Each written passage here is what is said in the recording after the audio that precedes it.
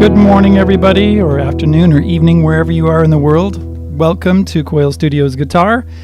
My name is Hal, and we are live. Thank you very much for waiting around. Appreciate it. Let me know if you can hear me and if everything sounds good. All right? Just give it to me in the chat, please. Hello, Dean. Hello, Bob. Hello, Sean. How you doing? Glad to have you here. Today's live stream is called How to Use Backing Tracks. And we are going to talk about backing tracks. And let's see here. Sounds good. Okay, good. Excellent.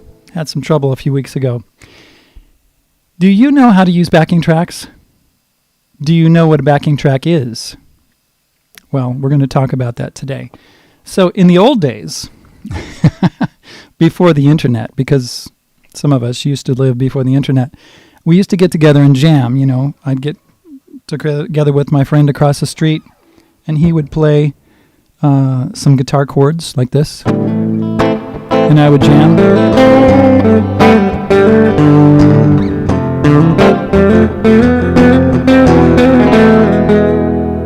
Right? And he would play the chords and I would play, and then we'd switch, and I would play the chords and he would play jam or whatever. Now, it gets really boring if you're not on the same level. You know, if you're both not beginners, or if one's a beginner and one's, you know, a really advanced player, then you have, you know, the advanced player's like, okay, you're going to get this, right? So it's better if the more advanced player knows what's going to be happening. It's go, okay, you know, this guy or this lady or whoever, okay, they're just beginning, so I'm just going to be really patient here. Right? And that's cool. You know, in bands, sometimes when we used to get together when we were teenagers, you know, you'd spend an hour just practicing things. But when you're more advanced, then you don't want to sit there and spend an hour practicing things when you're all ready to go. Okay, so as a teacher, because I'm a guitar teacher and a piano teacher, I have fun helping others work out their problems and work on their craft. I really love it. And I want you to know that playing with other people is really important if you can do that. But if you can't do that, then we'd have something called backing tracks. And a backing track is easily found, and I'll show you how to do that. Sometimes I talk about playing with a metronome with some of my students. Let's see what we got here on the... I can hear you in UK. Hey, David. Hello. Fantastic. Where in the UK? You Northamptonshire. Northamptonshire? Am I saying it right? Okay, good evening. Hey, Dermot's here. Hi, Dermot. Good stuff. Glad to have you. So, in fact, I worked with a metronome today, just about an hour ago, with one of my students. And I have students tell me sometimes, I hate metronomes. I just hate them. I don't like them at all. I was going to say I was going to put on a metronome. Hold on. Let me plug in my keyboard here.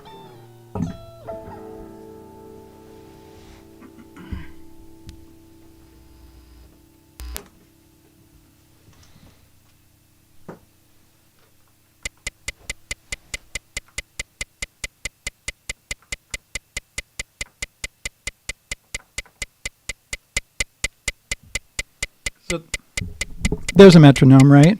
And some people are like, oh, I hate the metronome. I hate playing with the metronome.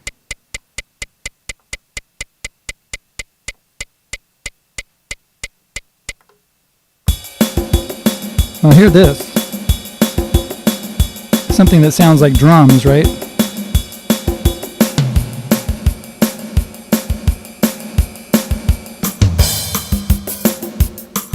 Okay, that's a little easier to play with because it kind of sounds like you're doing something.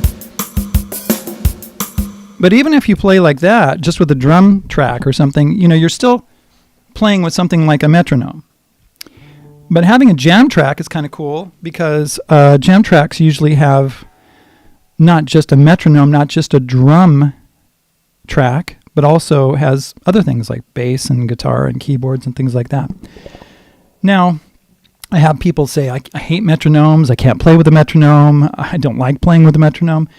Well, you know, if you can't play with a metronome, then you will suck in a band, let me tell you, or a group jam or any kind of situation where you're playing with others.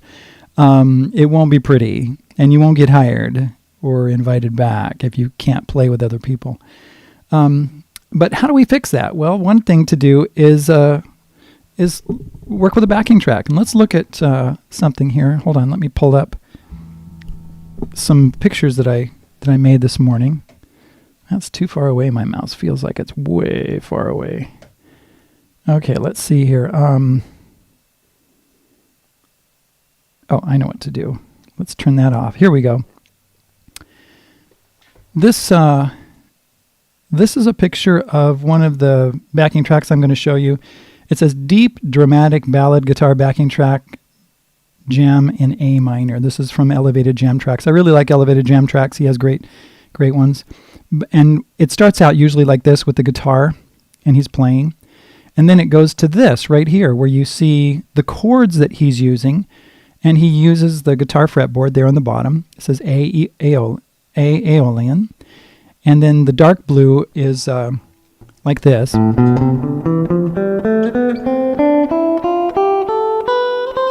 I just played the dark blue notes right there. And so you can see what the notes are, you can see what the chords are, and that's kind of cool.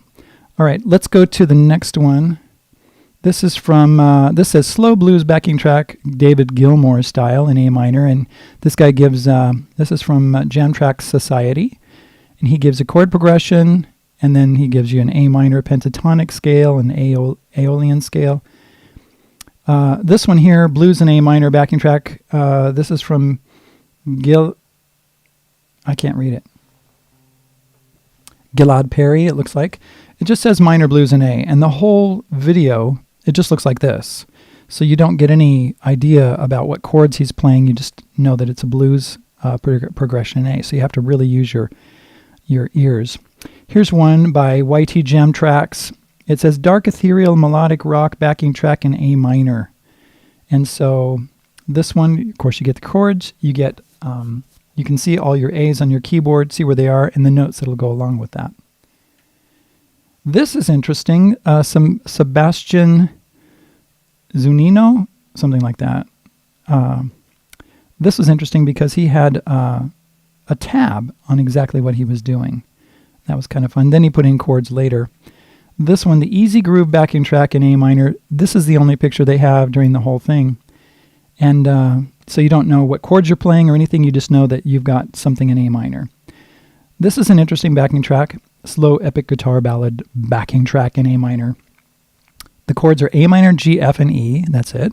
And it just loops. And there we're back to where we started. So we're going to talk about A minor, since A minor is really common. All right, let me pull this up. Oh, no, we don't want that. Let me find my, here we go. Let's start with that one right there. Hold on. Yeah, let's start with this one right here. Okay, let me turn this on. That's not what I want. Is that what I want? Yeah, here we go. I'm going to play this. Let me know if anything happens. You can't hear it or you can hear it.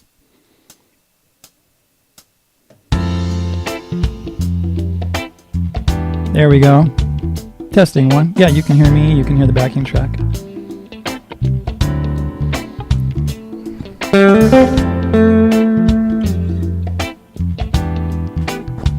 So on this one, you just know that you're in A minor. You don't really have any...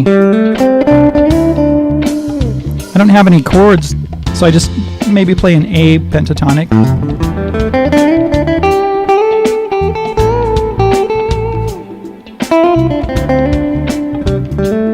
Right, I'm just using my ears, and what do? Let's go to the next one that I have here. This is the backing track where it tells you that you've got these 4 chords. Hear that right there? So right there, you've got this tap, tap, tap, tap, right? That's a count off. And then it tells you an A minor chord. This is A minor. 7, 8. 1, 2, 3, 4, 5, 6, 7, 8. F, 2, 3, 4, 5, 6, 7, 8. And an E chord, 2, 3, 4, 5. 2, 3, 4. He's still got 8. Now one thing you can do with this is you can just play the notes. A, G, F, and E, right? Where are they at? He's on an F. So you can start something really simple. Now right here I think he's going to go into, yeah, he's going to go twice as fast. 2, 3, 4. 2, 3, 4. Now I was starting right there on an A note, which is on the 12th fret A string. 1. And then down to the 10th fret to the G. This is why it's really important to know your notes. So you can start really simply like that, right? If you don't know what to do. Let's go to another one here. So here's, let's see, let's start this one. This is that dramatic ballad. See, he plays along with it, which is really kind of cool. You can see what he's doing. And later on, he gets into, shows you what chords he's using.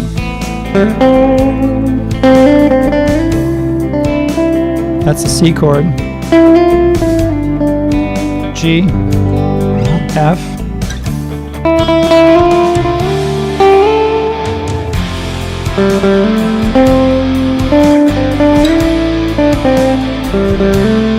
Sounds like a chorus right there. Because I skipped, I went to a different part of it, just to show you what the chords were. Here's that David Gilmour backing track. Sounds like a classic.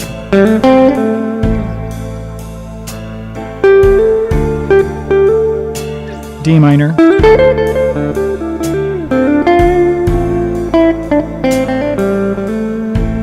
Now right here, what I was doing, excuse me, I was playing an A minor pentatonic, right? And then I went to D minor pentatonic. Let's start that again.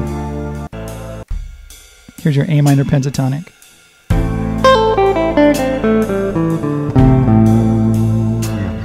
D minor pentatonic. Right, you can use those too if you want to. And then use a bend. Now when it goes to D minor, you can stay in D minor, excuse me, A minor.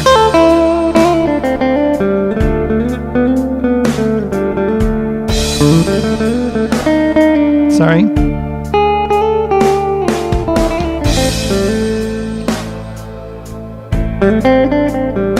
Right, because those notes can work. Okay, let's go to the next one and I'll just show you another one here. This is the blues and A minor backing track.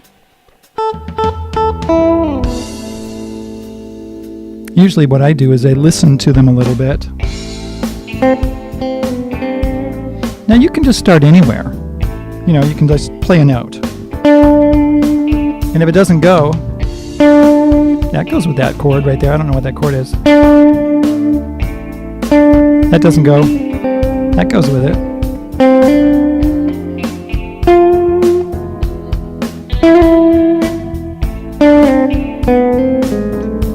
Right there, I hit a wrong note.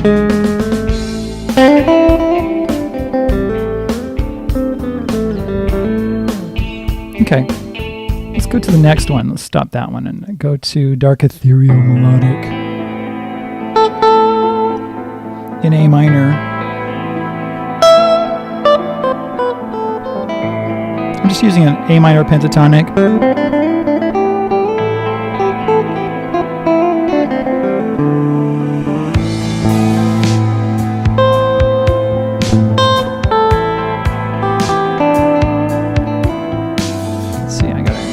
There we go.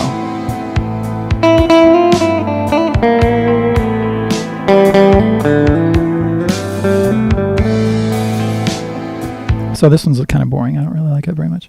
Let's listen to this guy for a second.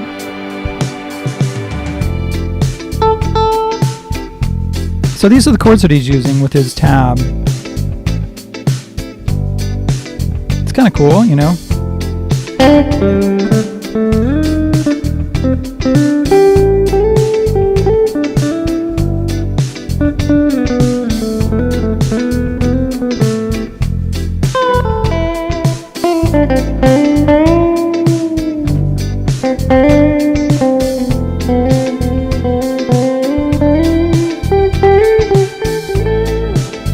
It's really good to work with backing tracks because then you can actually listen to what you're doing and use your ears and really focus in on those. Let me look at the chat and see if anybody's asking any questions or anything. Let's see here. You guys are having a great time just talking back and forth. Playing with other good... Okay, Mike says... Hi, Mike. Playing with other good musicians is not really for most of us. Is dot really? Well, you know what? If you can find musicians that are better than you, you will learn a ton if they can put up with you. And the idea is to rise to the occasion. You know what I mean? The first band I was ever in, somebody called me up and they said, you know, can you play bass in our band? And I'd never played bass before. I said, sure. We got a bass, we got an amp. I started, right? I rose to the occasion and did the best I could. And they liked me and I stayed there for a year. Let's see. Playing with others shows all your flaws. That's true.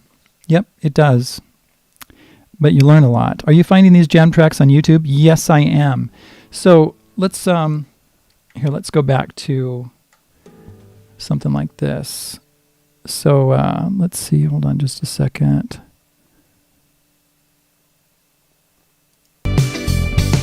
So all you do is there's A minor backing track. You just go kunk, and then you got these backing tracks.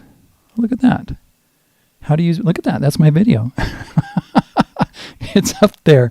Fantastic. It says in live. Okay. I didn't know it was going to come up. That's the first time I've ever seen that. Okay, so here, guitar ballad backing track, spunky funk backing track. My camera's in the way. I can't read it. Midnight blues ballad guitar backing track. Deep retro ballad guitar backing track. Look at this. You just go and go and go, and you see all these. A couple of these I've already done. You can find all kinds of them. Here's one. It shows you the chords. A minor, G, E minor, F. Yeah. So that's where you find them. You just say, you know, backing track. You can also call it a jam track. Let me go back to my chat and see what I got here. Oh, I got that on there. You guys can see my chat. See, right there at the top of the screen. Right there. Isn't that cool? I can see how many people. Hey, where's the likes? How many likes? Got 6 likes. There's more than 6 people here. Let me go back to... Let's see. How to follow the chord changes, Sean asks. Good question. When I started to talk about the chord changes, you know, like when there's... Let me just... Okay, let's go back and... I'm going to put something in my looper. Oh, by the way, what looper am I using? Oh, I don't think I have those pictures. I'm using a Ditto looper X2. There's a couple of them. It was like 100, and I don't forget what it was. I forgot to put those on my chat. I guess I could bring them up in a second here. So here's A minor. I'm making my own loop right now, my own backing track. 1, 2, 3, F.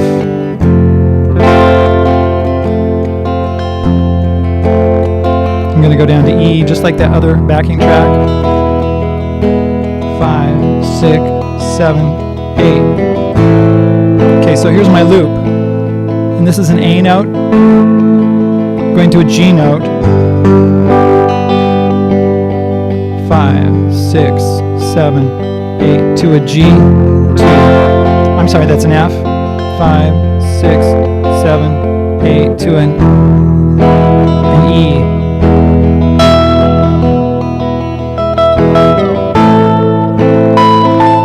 A.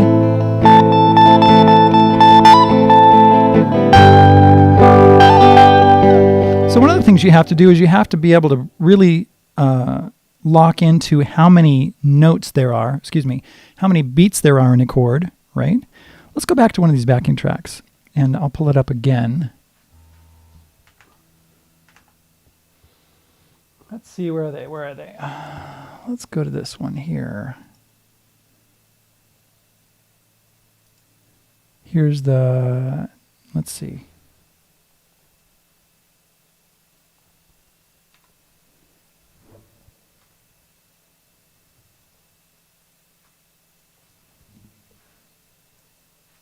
Yeah, let's go to this one. Okay, this one right here. That's an A minor chord. See, right here, since I don't have any chords on the screen, I just have to kind of go by my ear. That's an A. That's G. That's an E. D, D minor, A minor, G.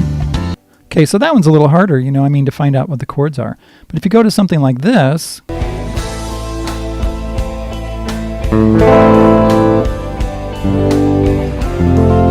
it's easier to find out what the chords are because they've got to loop really quick.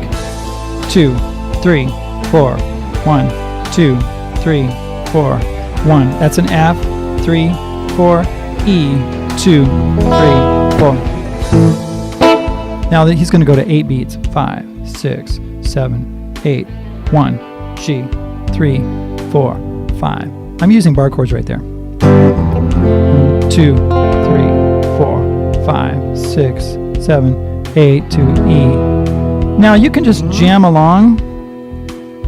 Just go to anywhere. And listen.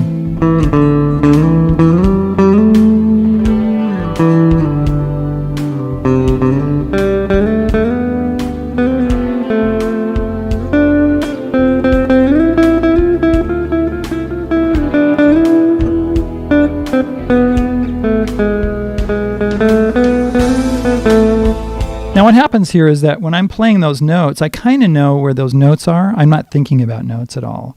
But I am thinking about minor pentatonic, right? I know where those notes are. I know my scale on one string. I know my scale, my minor scale. Minor scale. There's my minor scale.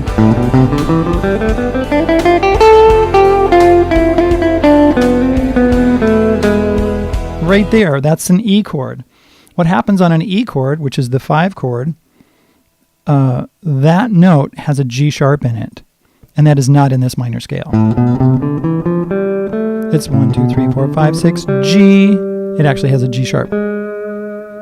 So when you hit that E chord, if you play the G, it doesn't sound good. Let's back that up a little bit. That's your F chord. See what happens when I play the G and they're playing the E chord? Let's go back and listen to that. I have to go to the G sharp.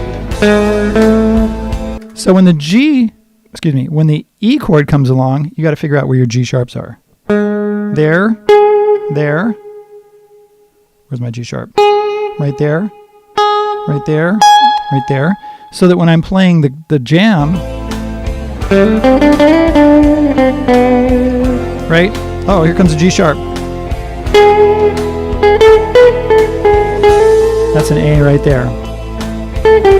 That's a G because it's in the G chord. G sharp.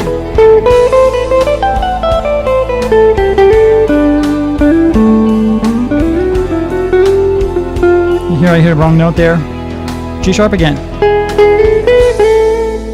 Right, so you got to be dialed into where those notes are. All right, let's go back to the chat.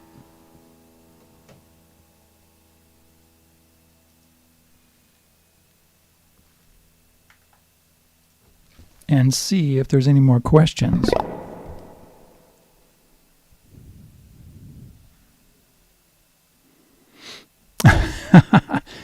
Okay, Mike, have you been watching some of those movies? That's interesting. tell you, I don't watch those kind of movies, so I wouldn't know. When you can see the guy playing the chords, it shows you where to play the notes, correct? Yes, that is true. When you see the guy playing, you can see where the notes are. But sometimes it's hard to see on a video. It's hard to do that. Is there a place where the jam tracks are actual songs we know? Well, there's a problem with that, Mike, is that sometimes when you play a song that people know, you can play along with just a song. You can look up like a Beatles song or something like that, and you can just play along with it like a jam track. But when we do play somebody else's song, it usually gets hit for copyright. Not that we're going to get a strike on our channel, but what happens is that they say, hey, you're playing our song, so we're going to take all of the ad revenue that you would normally get, or a lot of it. Or sometimes, in fact, I did that one song not too long ago by Dream Theater, and it was blocked in a lot of countries. I played some of their music and played their video, blocked. So I had to put that one on a different platform if I wanted to use that music. And then I had to cut out everything that was Dream Theater, that particular song. Another Day, was that the name of it?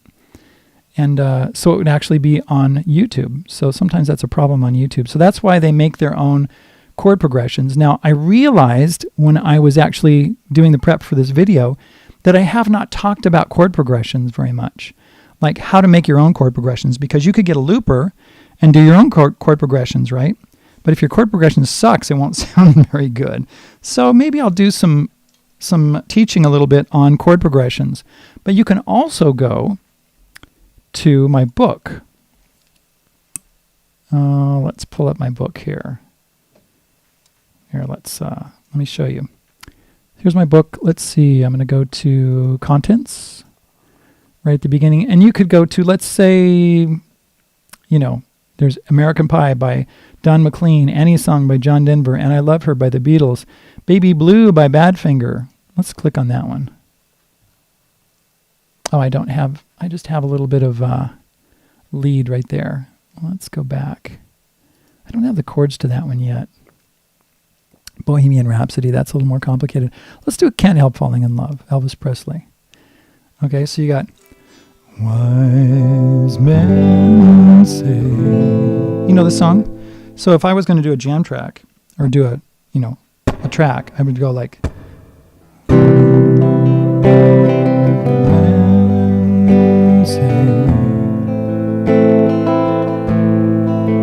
only fools rush in. So what I'm doing is I'm just playing the chords. Now I'm actually elongating that. Let me do it like they normally do it. It's like in 6/8. Wise men say only fools rush in. I'm just kind of singing along with it so I can get the timing right. Can't help falling in love with you. Made a mistake right there. And I didn't push the button. Let's do it again. 1, 2. Dum, dum. Now I'm recording. Only fools run. You can find this in my book on page 38. But I can't help falling in love with you.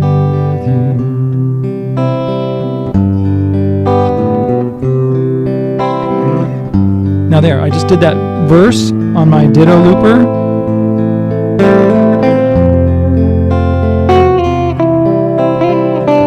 I don't even know where I am.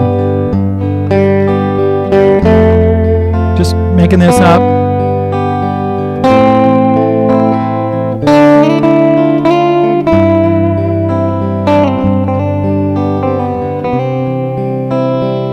starts over again. I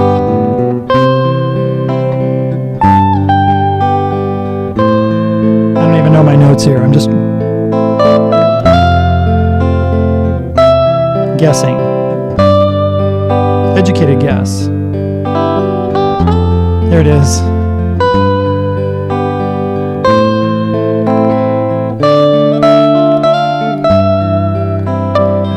Now I'm in the key of C major, so I can use a C major scale.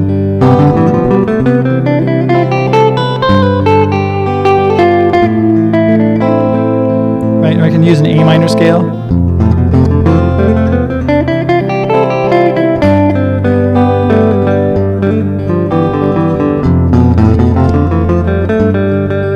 Because A minor and C major are relative keys. And so you can use either one. Or you can use the A minor pentatonic.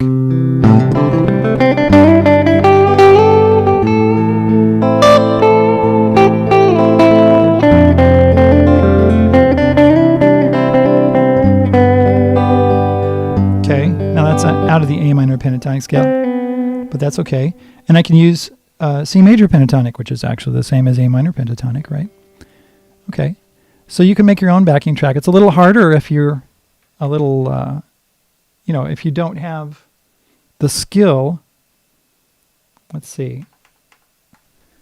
For that. Yeah, it's just a little bit harder. Let me take that off and look at my chat again, see if I can answer any other questions. When you see the guy playing chord, let's see, I use tracks for karaoke version. Yeah, you could do that. I use tracks as foundation for loads of songs I like. David Turner says that. Do you use Beat Buddy? No, I don't. Is it similar to the looper you use? I have no idea. Mike, I don't even know what Beat Buddy is. He doesn't have Beat Buddy. Bob. Yeah, Bob and I have had conversations. Let's see here. Sean says, do you see the pentatonic scale move to suit each chord to play along? Do I see the pentatonic scale? Yeah, when you're playing a pentatonic scale, right? That's the first box or in a minor pentatonic. I learned it as position number 1. Right? And then, of course, if I'm going to D minor, I'd go to D and do the same thing. You can think of it that way. And so, yeah, that pattern moves around for me in my head. Sometimes I get lost. And you saw me do that several times today. And that just happens, especially when I'm talking and teaching and playing at the same time. Let's see.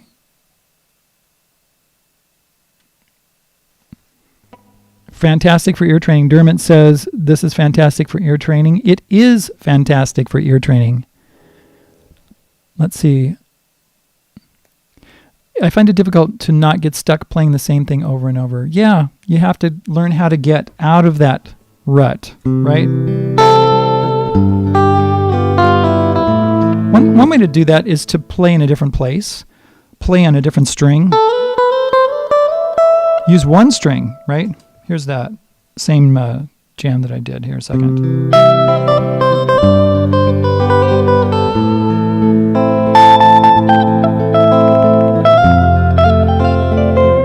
On a different string.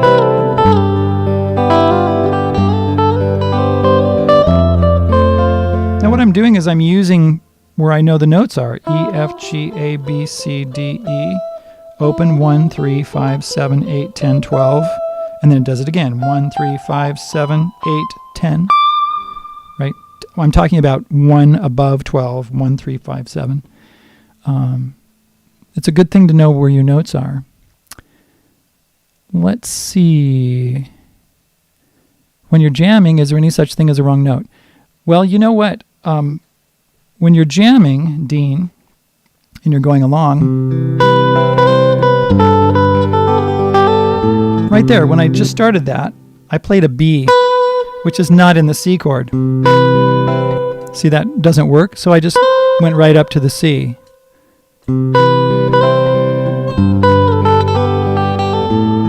But if you do it quickly, and you do it, like you mean it.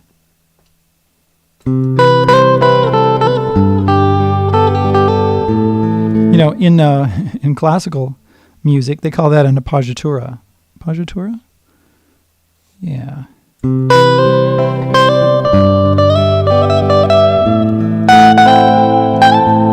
See, you just do it and move to the next note and resolve it. Let's see. I saw a clip where there are waves of masking the wrong note. It was incredible to hear, but didn't understand how. Well, you just move. If you play a wrong note, move up or move down. 1 fret or 2 frets. For instance, if I'm going like this. See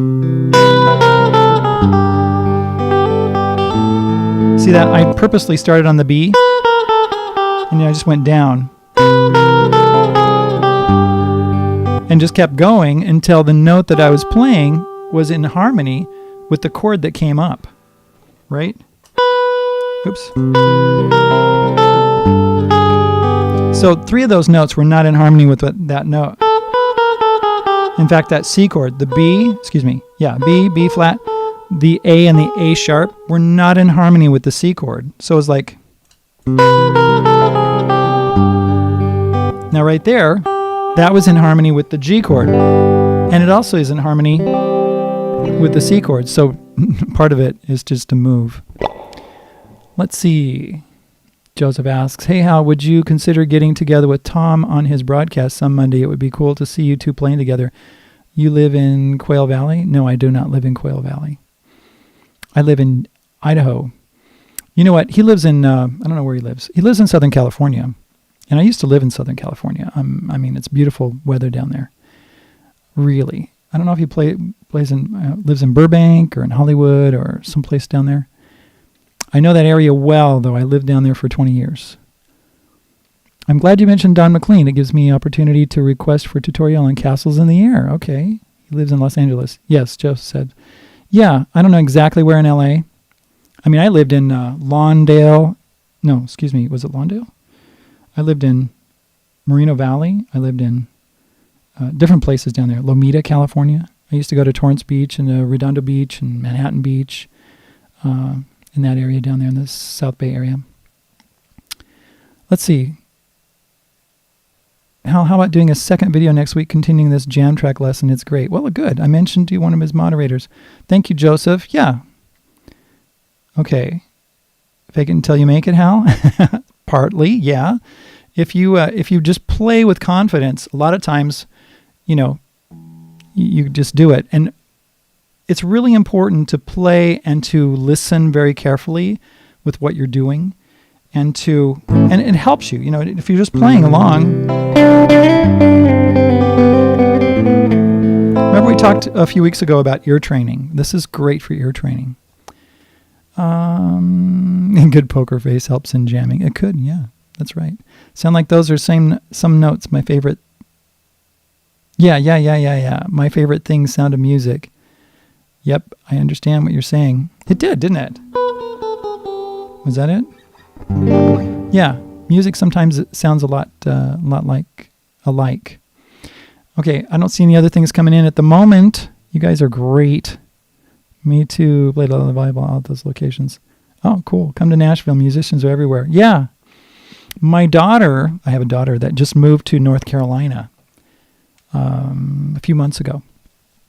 And so if I drive out there, I'm going to go see Bob in Ohio. Bob, who's here. And maybe I'll come down to Nashville and see you too, Mike. You can show me around, see what's going on. Right? That'd be awesome. Go across the United States and see who everybody is here and, do some good stuff. Great. Let's see. Let me look at my notes and see if I forgot anything. You can make your own backing tracks. I kind of talked about this, and that's what I was showing you. It's a little bit difficult to get a looper and to make your own backing tracks, because you got to figure out how to do that. For instance, if you're doing a backing track,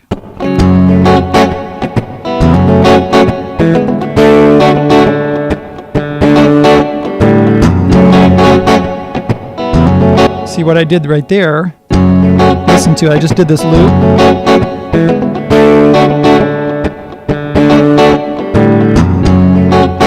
See how I did that? I purposely messed that up. Sometimes it's really hard to understand how to get the chord to work again at the right time. Now, I'm going to do that again.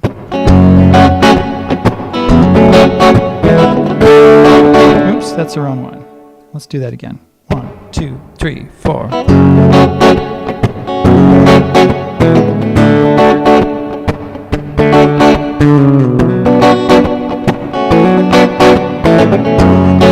Here we go.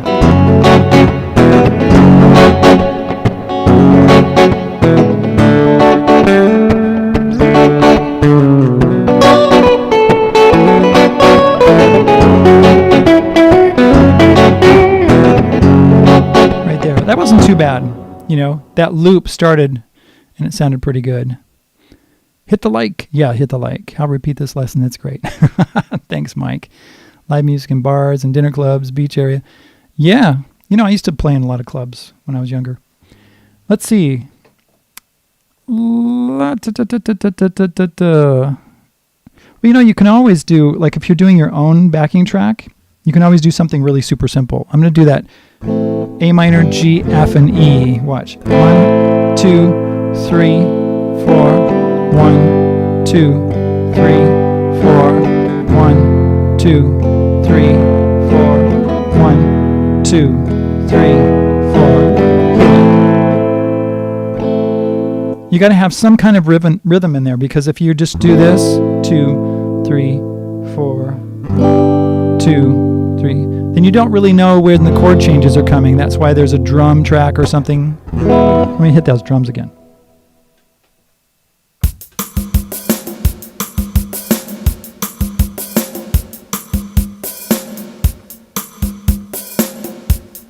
So if I was doing that recording progression, 2, 3.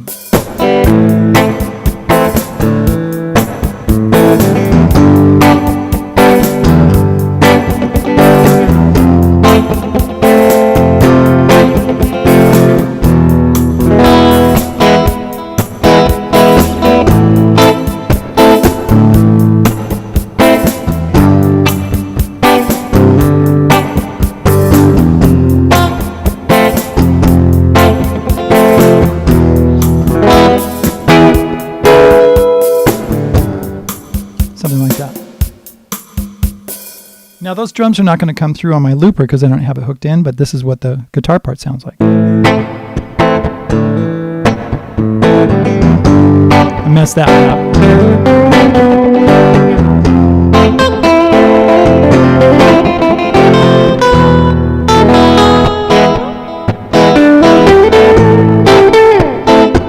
Right? So it's very rhythmic and it sounds really good. Let's see. I used to live in Hermosa and Manhattan. Really? Joseph, when I was younger. Yeah, I know that area really well. Hermosa, I had a friend that lived in Hermosa. And I was all over Hermosa and Manhattan and those kinds. Right on the Strand. Sometimes we cruise the Strand. You remember doing that? That was awesome. Okay, let's see. Oh, well, get rid of that one. Yeah, get rid of that one right there. Here we go. I'm going to... Oh, I can't do it right now. I'll get rid of that one. That Girls Online one. Ignore that, guys. Okay, let's see. Okay, you know what? I'm going to go. I realize that I haven't covered everything. Bots are not cool. Yeah. I'll delete that as soon as I can. Okay, thanks, guys, for coming. Gosh, it's 1:08 already on my end. I've been here, gosh, how long have we been here? A long time. I'm looking for the time. I mean, it started like 12:20, so we've been going about 50 minutes. Thanks for hanging out, guys. Love it. I got to go. I've got to teach in 20 minutes. For all of you who are going to meet me over on at Rock Out Loud, let's do it just for a few minutes really quick. I'll be there in a couple minutes after I hang up. Thanks, Mike, for coming. Joseph, all you guys. Everyone, appreciate it. Yeah, we can do more. Oh, I wanted to let you know I will not be here next week. Thanksgiving is on Thursday here in the States. Friday is what they call Black Friday, but I'm going to be visiting my son and my daughter. and my daughter and my other son and my other son. I got a bunch of kids. Anyway, we're going to get together, and I'm not going to be able to do a hangout or a live stream next week, but I will be back in 2 weeks. Okay, and we'll do it. On fire tonight, Hal. Hey, thanks, Dermot. Appreciate it. Yeah, you guys are great. I'll think about that. You guys, lessonswithhal@gmail.com. If you have any other ideas or questions or suggestions, lessonswithhal@gmail.com. Just email me and we'll talk. All right? Thank you very much. All right. What else do I have? I don't think I have anything else. You can get my book, right? I talked about that. Details are in the description, and we'll talk to you later. Okay, guys? Okay, I got to go. See ya. Bye.